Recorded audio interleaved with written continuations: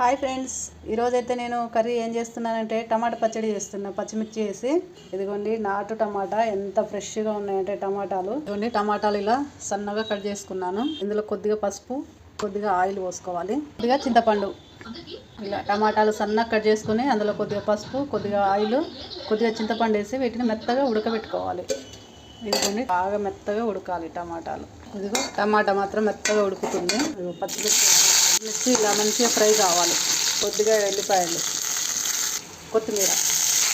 ఇదిగోండి ఇలా పచ్చిమిర్చి, ఎల్లిపాయ, జీలకర్ర, కొత్తిమీర వేసి నేనైతే నూనెలో ఫ్రై చేసుకున్నాను. ఇది ఇప్పుడు మిక్సీ పట్టుకుందాం. ఉప్పు వేస్తున్నాం. మిక్సీ పట్టుకున్న తర్వాత టమాటా గుజ్జు కూడా అందులో వేద్దాం. ఇదిగోండి ఇలా మెదిగిందిగా పచ్చిమిర్చి. ఇప్పుడు టమాటాలు వేద్దాం. టమాటా కూడా ఇందులో వేసి మళ్ళీ ఒకసారి మిక్సీ పట్టుకుందాం. ఇదిగోండి పచ్చడి అయితే రుబ్బేసినాం. ఇప్పుడు దీన్ని మనం పోపు పెట్టుకుందాం.